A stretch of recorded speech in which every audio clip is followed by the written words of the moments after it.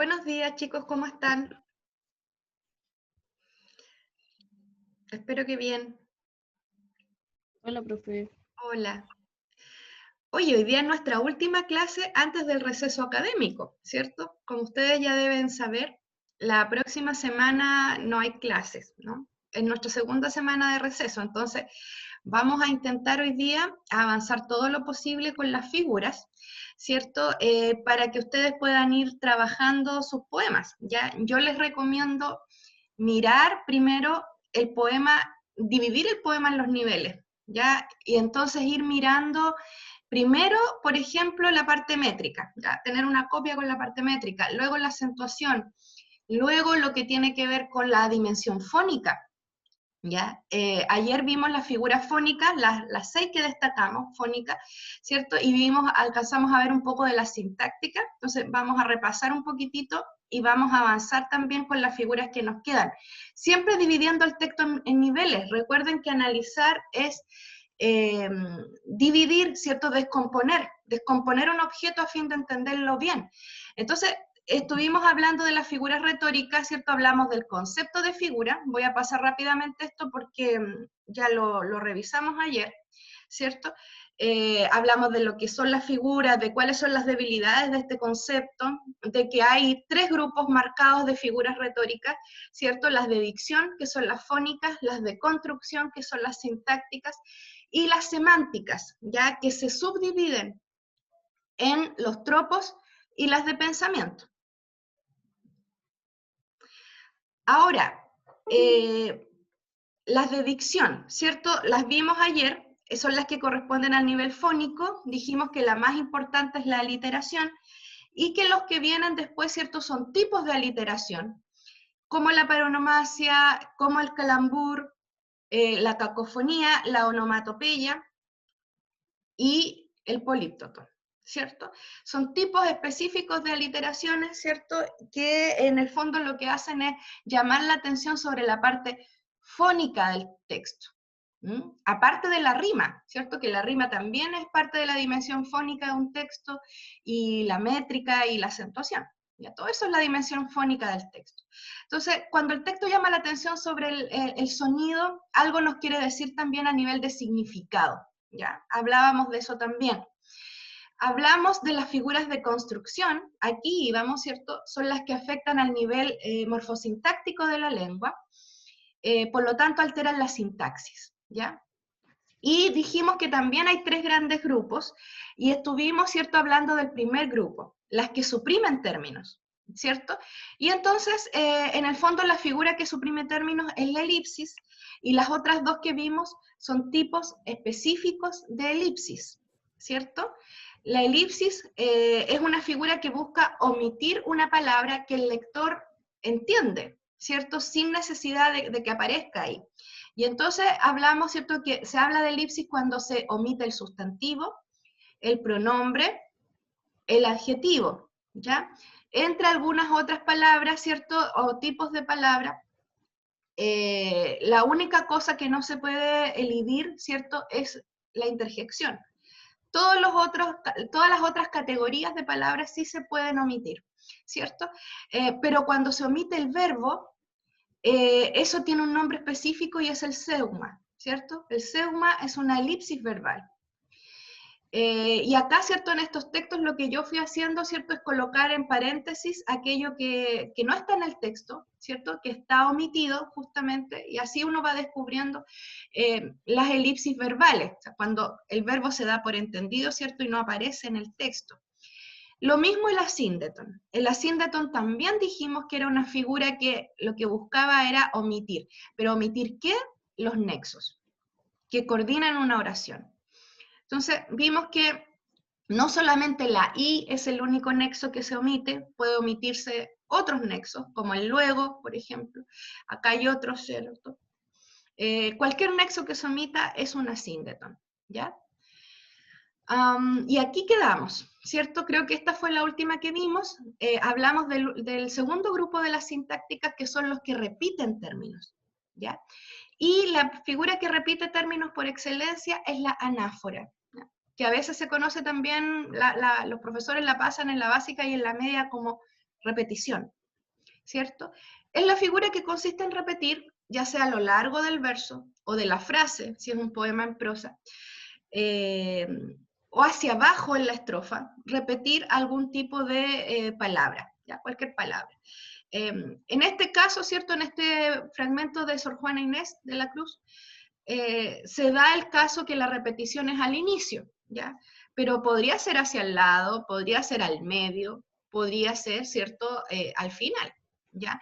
El tema es que justamente este ejemplo plantea, ¿cierto?, esta anáfora al inicio, ¿ya? Ahora, continuando con las figuras de sintaxis, ¿no? Las figuras de construcción. En el grupo de aquellas que repiten términos, tenemos esta otra figura, que se llama gradación. Gradación, o también conocida como clímax, ¿ya? Y en el fondo, en palabras bien simples, se trata de una enumeración, pero de una enumeración que tiene un orden, ¿ya? Y este orden puede ser de lo menor a lo mayor, de lo pequeño a lo más grande, de lo fácil a lo difícil, de lo anodino o poco importante a lo interesante, de lo inicial a lo final, ¿ya? O sea, en el fondo se trata de establecer un orden. Ustedes me imagino que hablaban solo de enumeración, ¿no? Lo que pasa es que hay tipos de enumeraciones, y uno de estos tipos es la gradación, ¿ya? Por ejemplo, tenemos aquí estos casos de poemas, ¿cierto? De fragmentos de poemas. Y entonces aquí vemos una gradación que en el primer ejemplo, que tiene que ver con el orden en que suceden los hechos, ¿ya? Aquí hay un sujeto lírico que dice que llega sediento a un lugar, porque allí llegó sediento, y entonces, ¿qué hace? Pide vino, ¿m? Pido vino de lo nuevo. Y entonces lo que hace es enumerar las acciones del sujeto que le va a vender este vino, ¿cierto? Mídenlo, dánmelo, bebo, págolo y voyme contento, ¿cierto? Es toda la descripción de lo primero a lo final, ¿cierto? En orden cronológico, de lo que pasa desde que él tiene sed hasta que se vaya contento luego de haber bebido. En el ejemplo de abajo tenemos, ¿cierto?, que hay enumeraciones, ¿cierto?, que tienen que ver en primer lugar con una gradación. Miren, hombres raros, sujetos singulares, en ciencia, santidad, ejemplo y vida. Es como si fuera una gradación en términos morales, desde lo menos valioso hasta lo más valioso, ¿cierto? Saber ciencia, pero ya ser santo es otro nivel, ser un ejemplo para los demás es otro nivel más superior, y un ejemplo de vida, ¿cierto? Es mayor, ¿no? Entonces, y luego dice, aquí hay un pequeño error, a cientos, a montones, a millares, ¿ya? También hay una gradación, ¿cierto? Una gradación que tiene que ver con cantidad, cientos, montones, millares. En el fondo, la gradación es una enumeración, solo que va en increciendo, por decirlo así, o decreciendo, en cualquier orden. Puede ser cronológico, puede ser de cantidad, de lo mayor a lo menor, ¿cierto? Y acá está la figura madre, pues, la enumeración. La enumeración es simplemente una figura que acumula expresiones, ¿ya? Y tiene que haber una serie detrás de esa enumeración, ¿ya?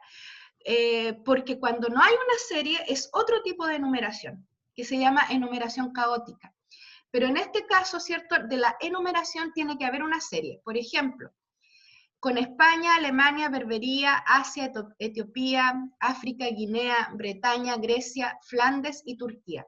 Fíjense que acá hay países y hay continentes, entonces uno podría decir, aquí no hay serie, digamos, porque y además hay países o lugares que ya no existen, digamos, con ese nombre. Por ejemplo, está Flandes, ya que hoy en día no existe Flandes, existió en el siglo XVI, por ahí, ¿cierto?, existía Flandes, hoy día eso es parte de Francia, por ahí, esos países, ¿no? Pero sí hay una serie que es la del lugar geográfico, ¿ya? Aunque no sea como una serie tan específica que decir países, ¿no? O continentes, ¿ya? La serie es lugar geográfico, pero cuando no hay serie, ¿ya?, Cuando no hay serie, hablamos de una enumeración caótica, o sea, cuando no hay ninguna manera de categorizar, digamos, el campo semántico de esa enumeración. Acá, ¿cierto? Tenemos una serie, lugar geográfico, ¿cierto? Pero acá, fíjense, dice que la enumeración caótica es un amontonamiento de palabras que ofrece armonía en la diversidad, inclusive pueden haber cosas que sean antitéticas, o sea, contrarias, ¿ya? Hay una diversidad tremenda, pero a la vez hay una armonía, y una armonía que puede tener que ver, ¿cierto?, con el sonido, ¿cierto?, que eso suene bien, o que de alguna manera aparentemente dé la impresión de una serie, pero no hay una serie, ¿ya? Por ejemplo, acá en estos versos de Quevedo, ¿cierto? La Jeri aprenderá Gonza siguiente. Acá él se está riendo de una estética poética. Quevedo fue rival poético de Luis de Góngora. Entonces, en estos versos él se va riendo como de las palabras que utiliza Góngora. Entonces le llama a su poesía jerigonza. La Jeri aprenderá Gonza siguiente. Fulgores, arrojar, joven, presciente, candor, construye, métrica, armonía. Entonces, si ustedes se fijan, ninguna palabra tiene que ver con otra. Ya, por ejemplo, podríamos decir son todos verbos, pero la verdad es que no son todos verbos. De verbo está arrojar, presciente, tampoco están en el mismo tiempo, ¿cierto? Luego hay sustantivos, hay adjetivos, ¿cierto? Entonces, ahí ya hablamos de una enumeración caótica, cuando no hay ninguna forma de entender la serie de esa enumeración, ¿ya? En cambio, la enumeración de por sí se puede organizar, ¿ya? Esos son los tres tipos de enumeraciones. Entonces, repasemos. La gradación, ¿cierto? Que es una enumeración en orden, ¿ya? La enumeración simplemente, que es cuando se arma una serie, y la enumeración caótica, que es cuando, si bien se enumeran palabras, no hay ninguna manera de organizar aquello bajo una serie.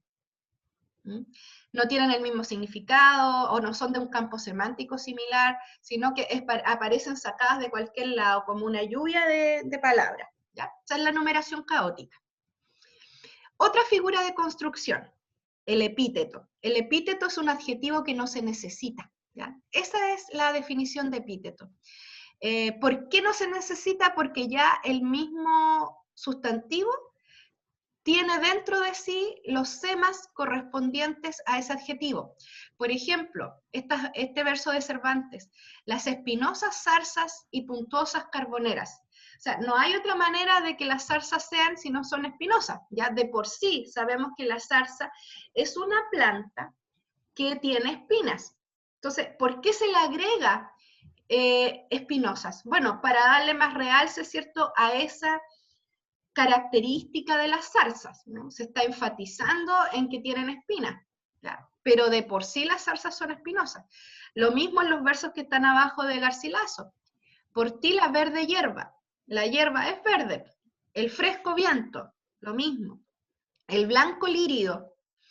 Bueno, ustedes me pueden decir, hay lirios de varios colores y rosas también, pero tradicionalmente en la lírica las rosas son coloradas o rojas, ¿cierto? Y los lirios son blancos, o sea, como la tradición poética, ¿ya? Quizás no serían epítetos tanto en el estricto rigor, ¿cierto? Pero sí verde hierba y fresco viento, que son claramente, o cuando Gonzalo Rojas, por ejemplo, dice el negro carbón de nuestros padres en Lota. El carbón también, ¿cierto? Tiene ese color, sabemos, ¿cierto? O cuando se dice cielo azul, también estamos en presencia de un epíteto. Blanca nieve, roja sangre, ¿ya? Son epítetos. El polisíndeton es otra figura, ¿ya? Que también es sintáctica, ¿ya? Y es la completamente opuesta a la síndeton. ¿Cuál es el asíndeton? La omisión de conjunciones, ¿cierto? Es una elipsis de conjunciones. El polisíndeton es todo lo contrario, es cuando hay una repetición constante e insistente en las conjunciones, ¿ya? Para darle más realce justamente a los términos que unen esas conjunciones. Por ejemplo, este pedacito de Alonso de Ercilla, ¿no? Pero viéndose solo y malherido, y el ejército bárbaro y deshecho, y todo el fiero hierro convertido contra su fuerte y animoso pecho, ¿cierto? Vemos contamos 5 i en 4 versos, ¿ya? Entonces, ya eso es un exceso, ¿cierto? Ustedes saben que si ustedes escribieran así en forma regular, ¿cierto? Redactando, por ejemplo, un informe de esta manera, inmediatamente el profesor diría, tiene problema de redacción.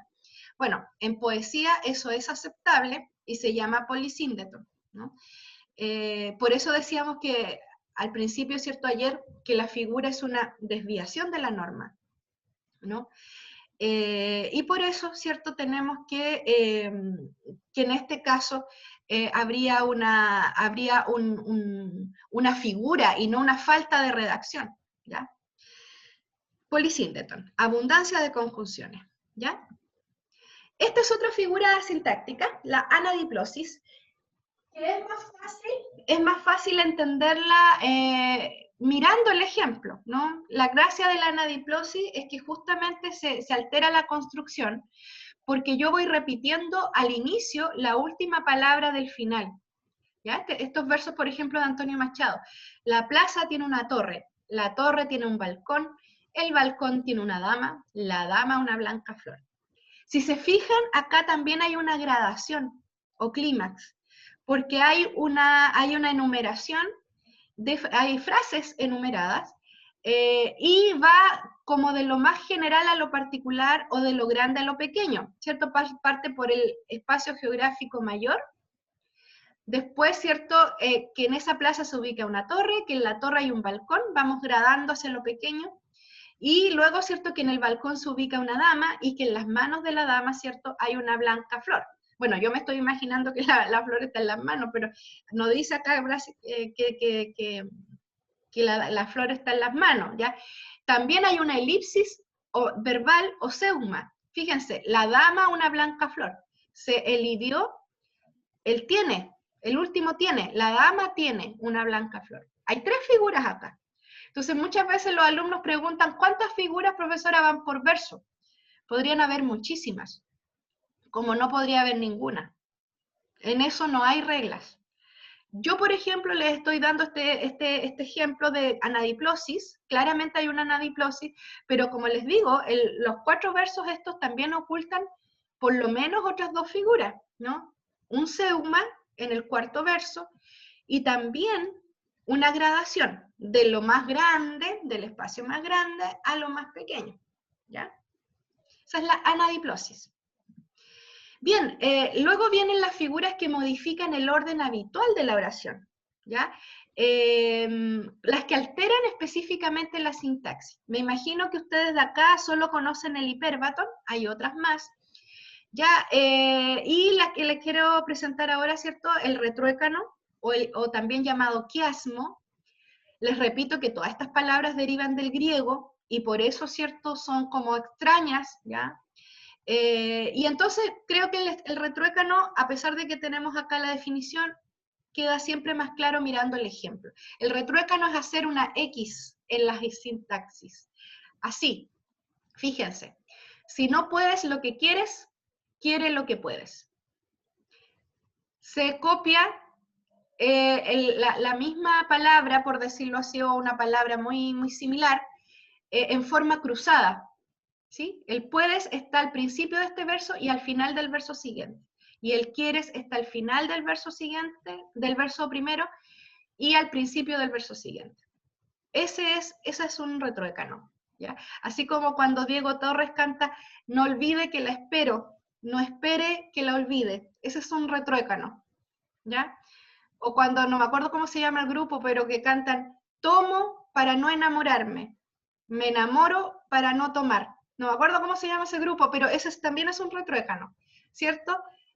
Tomo y tomar aparecen en forma cruzada, y luego no enamorarme con enamorarme, ¿cierto? Me enamoro, no enamorarme, ¿cierto? También cruzado. Si no puedes lo que quieres, quieres lo que puedes, de Bernard Shaw. Ni son todos los que están, dice el dicho popular, ni están todos los que son. ¿Mm? Cruzado. Ese es el retruécano, es una X. una X en los versos, ¿cierto? El final se pone al principio del verso siguiente y el principio del primer verso en el verso siguiente, al final, ¿ya? Una X, retruécano.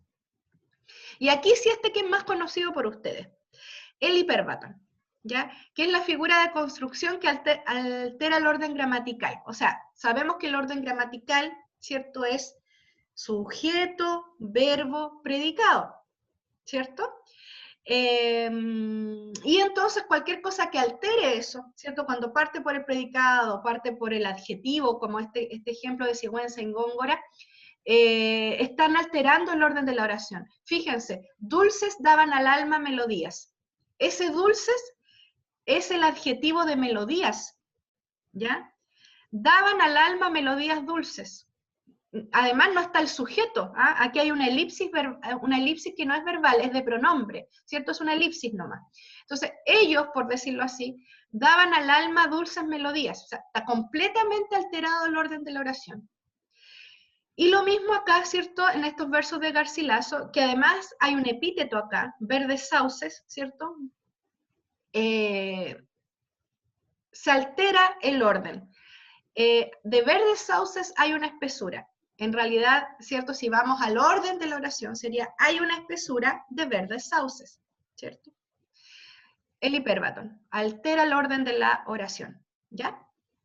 Esta es otra figura que altera el orden de la oración, que es el isócolon, ¿ya? Es un arreglo que también involucra la semántica, ¿ya? Y que en el fondo se trata de una especie de paralelismo, chiquillos, ¿ya?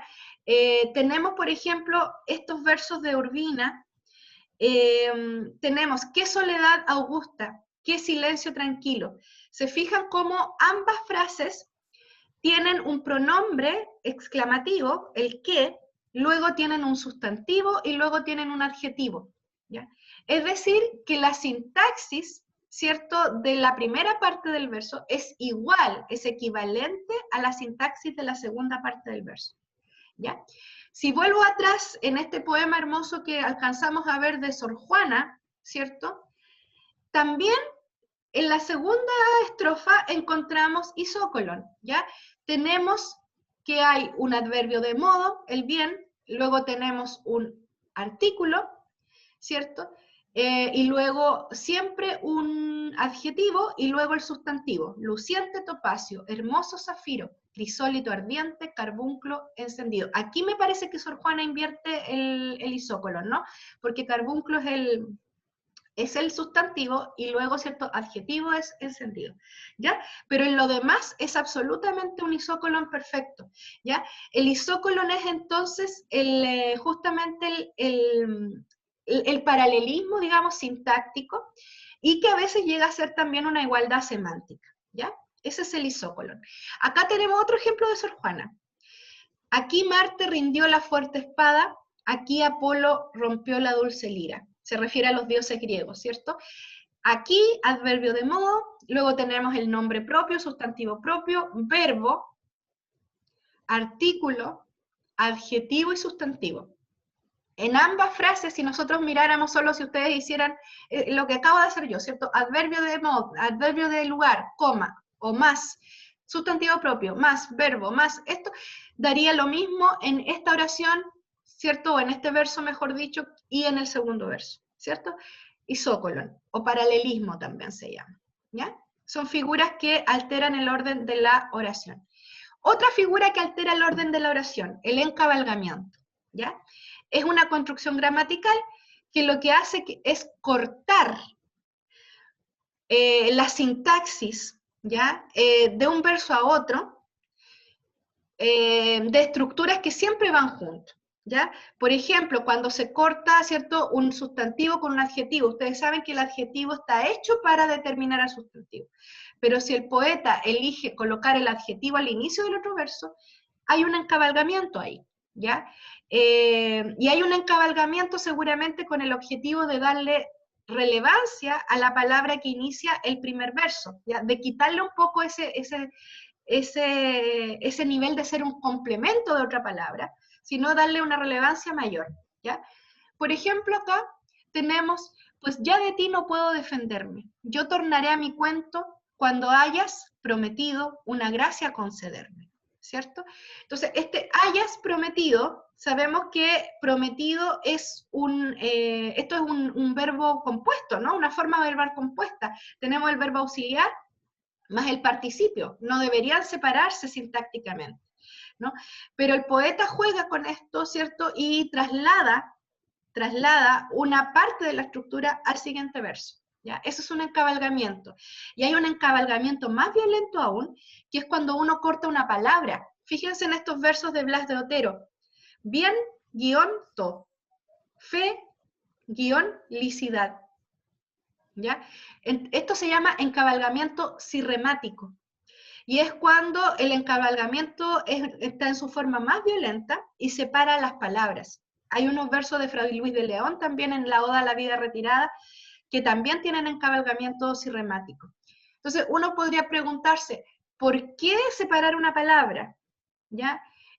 Pienso que en este caso es para, de alguna manera, transformar esta palabra en dos palabras. Leamos el ejemplo. Dice, entendámonos. Yo os hablo de un árbol inclinado, al viento, a la felicidad invencida de la luz. Cuando se separa bien, viento, ¿cierto? Queda bien. Y cuando se separa felicidad, queda fe. O sea, también el poeta logra tomar las palabras bien, este bien con B corta, B larga, perdón, que el poeta acá juega, ¿cierto? Y lo pone con B corta. Y fe, ¿no? Fe, felicidad. O sea, dos palabras, fe y felicidad. ¿Ya? Sería como, pienso yo, el alcance semántico que podrían tener estos versos con encabalgamientos sirremáticos. ¿Ya? Entonces, en todo caso, ese es el encabalgamiento, es cuando se separa violentamente una estructura de otra que deberían ir unidas.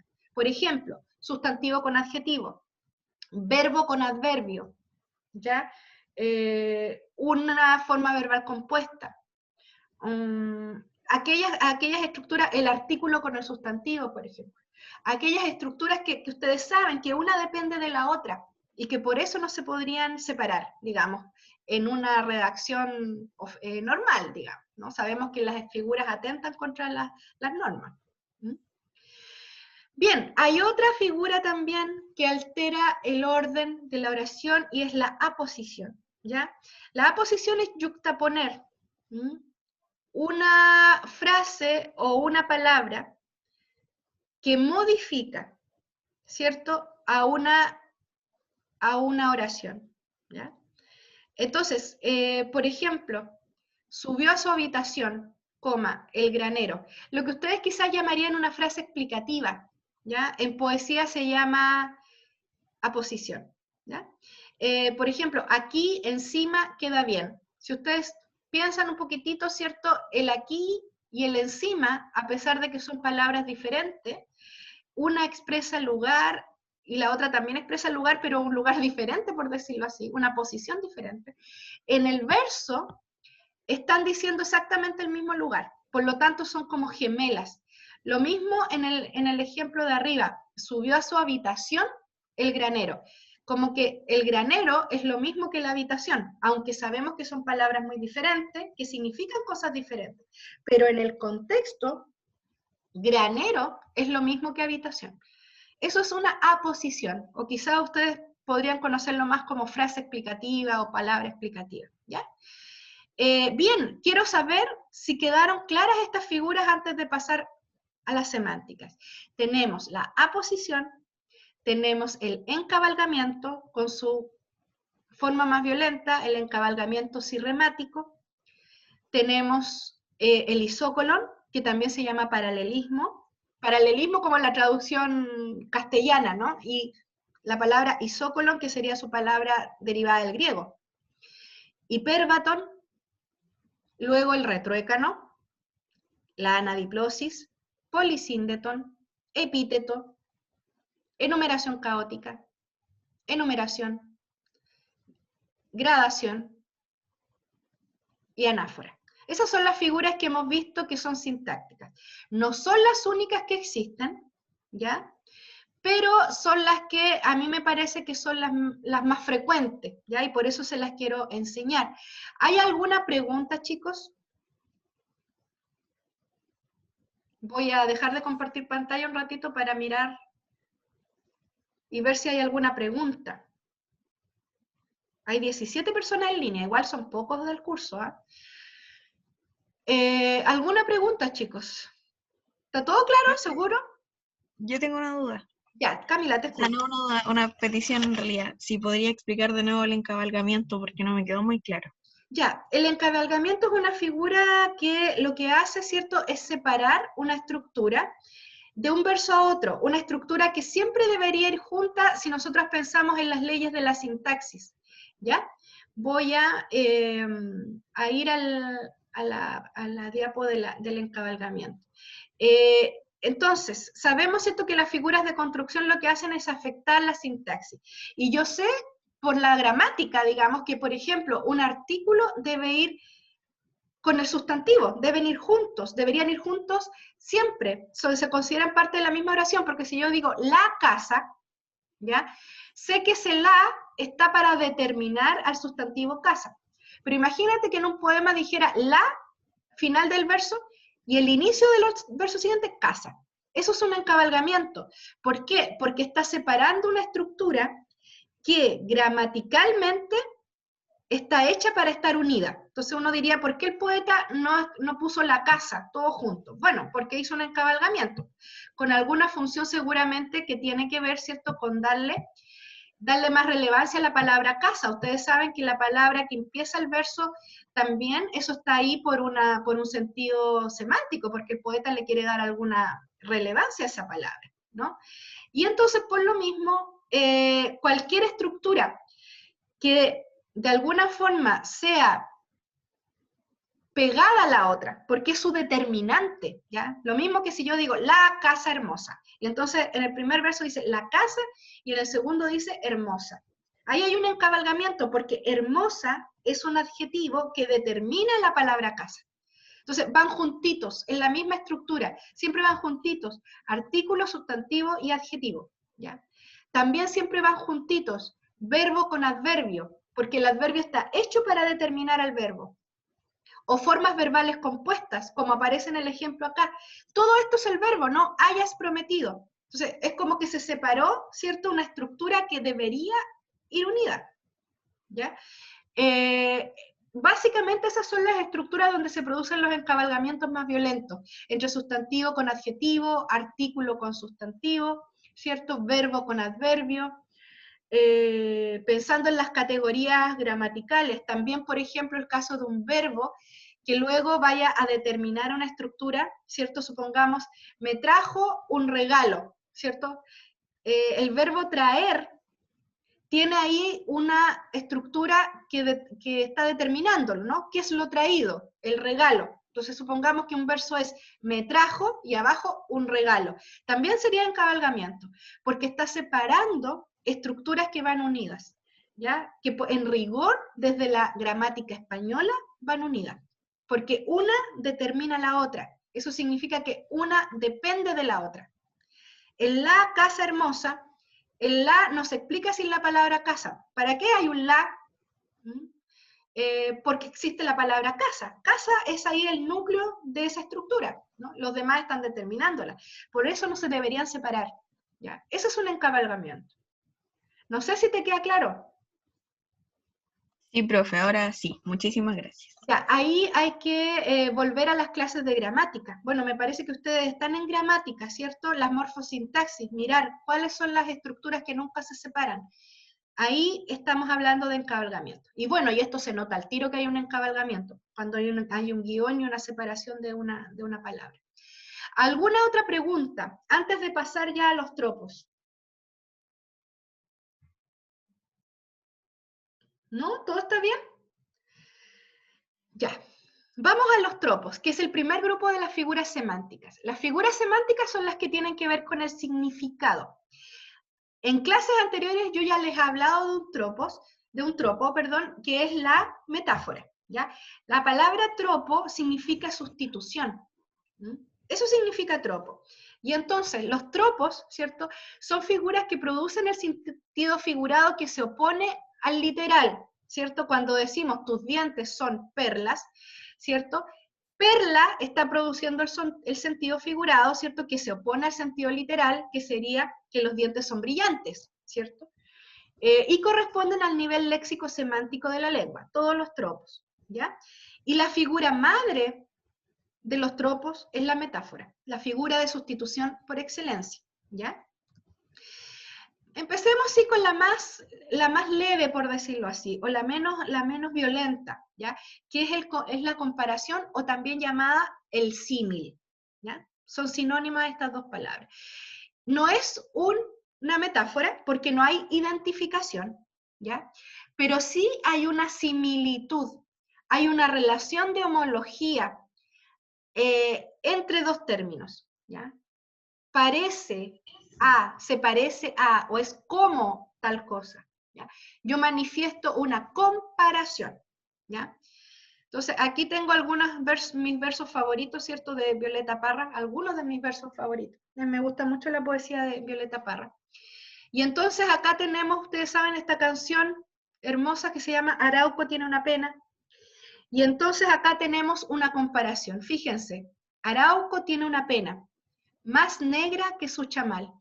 ¿Saben lo que es un chamal? Un chamal es una manta, ¿no? Es un mantón de esas que usan las machis, ¿cierto? Que se ponen en las ceremonias rituales, esos son los chamal. Entonces, fíjense que se está comparando que la pena de Arauco, de la zona de Arauco, es más negra que el chamal de la machi, ¿ya? Y aquí, aparte de la comparación, hay muchas otras figuras, ¿ya? Porque en primer lugar, fíjense que se está comparando el color del chamal, que es un color físico, digamos, así es el chamanto, ¿ya? Pero pena negra ya está en un sentido mucho más metafórico. ¿Qué es una pena negra? Es una pena tremendamente dolorosa y muy aguda. Pero la estructura es comparativa. Está diciendo que una cosa es más terrible que la otra, o es más negra en este caso que la otra.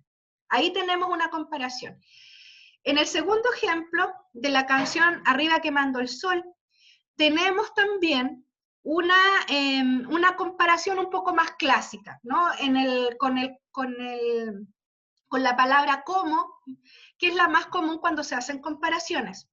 Cuando fui para La Pampa, llevaba mi corazón contento como un chirigüe, pero allá se me murió, ¿cierto? El chirigüe es un pájaro, un ave, ¿cierto? Que canta muy bonito, ¿cierto? Por ahí Papelucho, ¿cierto? Tenía un amigo que le decían el chirigüe, porque era muy bueno para hablar, ¿cierto? El chirigüe canta muchísimo, entonces por eso Violeta Parra dice que el chirigüe anda contento, ¿no? Porque siempre anda emitiendo su sonido característico, ¿no? Y ella dice que esta hablante, ¿no? Dice que cuando fue a La Pampa, iba muy contenta, tan contenta que su corazón, ella lo compara a un chirigüe cantor. Entonces, aquí tenemos la comparación. A es como B. Esa es la estructura de la comparación. Corazón como chirigüe. Corazón como chirigüe. Una comparación, ¿cierto?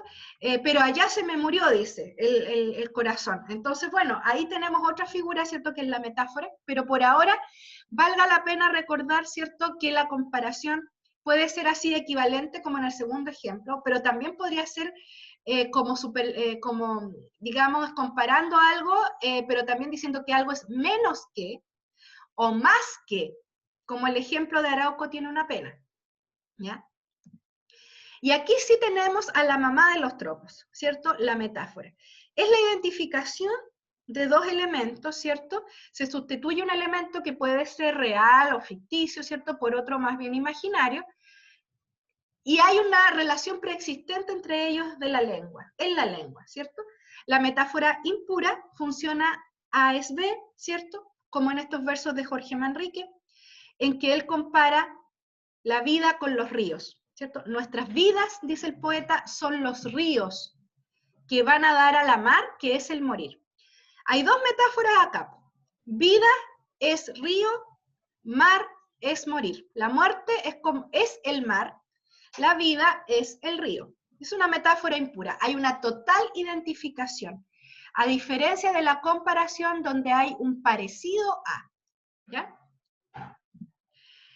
Y también tenemos el caso de la metáfora pura. Y la metáfora pura se da, ¿cierto?, cuando yo no presento el elemento real, sino que presento solo el metaforizante, ¿sí? Y entonces leemos acá en Gracias a la vida. Gracias a la vida que me ha dado tanto, me dio 2 luceros que cuando los abro. La palabra los abro, la frase los abro, ¿cierto?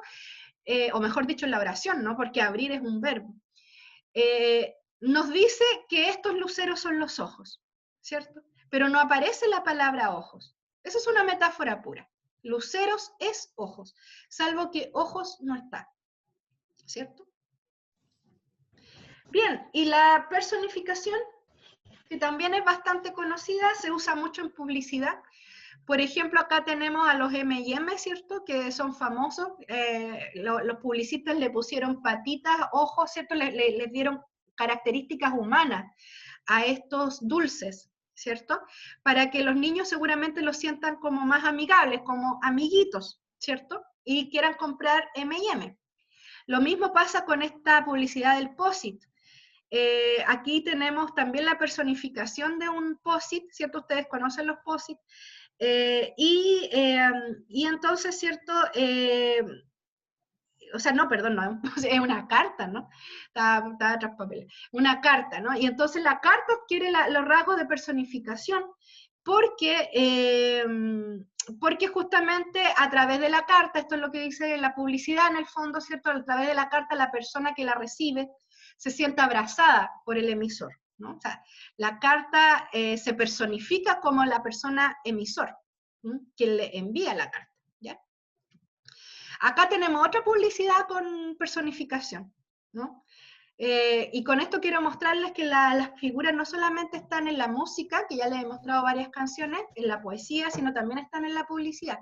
Acá vemos, ¿cierto?, a una publicidad de una marca, ¿cierto?, de cosas elegantes para la mesa, con la forma, ¿cierto?, al plato se le puso un bigote y una humita, la servilleta se puso en forma de sombrero, ¿cierto? Y entonces da la impresión de que este plato fuera un caballero elegante. Se personifica el plato con la forma de un caballero. En la poesía es muy frecuente la personificación, cuando hay elementos que adquieren rasgos humanos, ¿cierto? Elementos inertes o inanimados que adquieren rasgos humanos.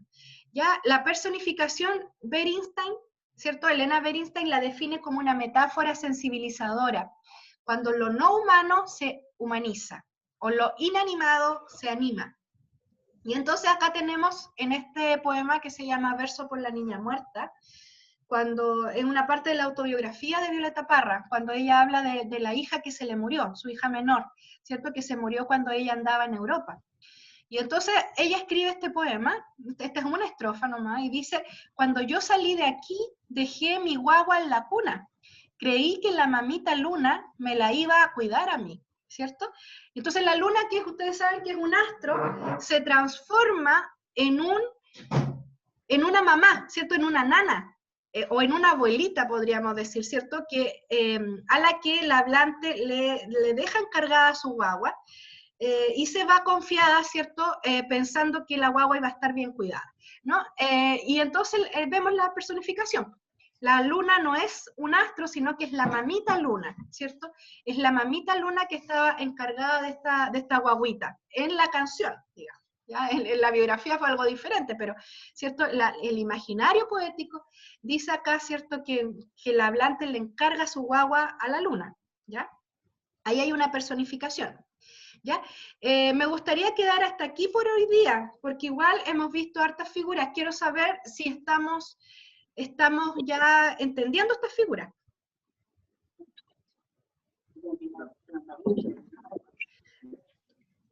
¿Hay alguna pregunta, chicos?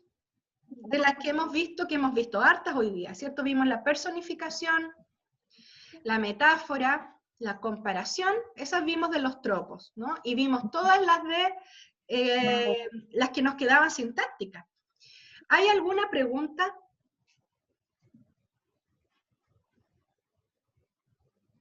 Están muy callados ustedes, parece que ya quieren vacaciones ya.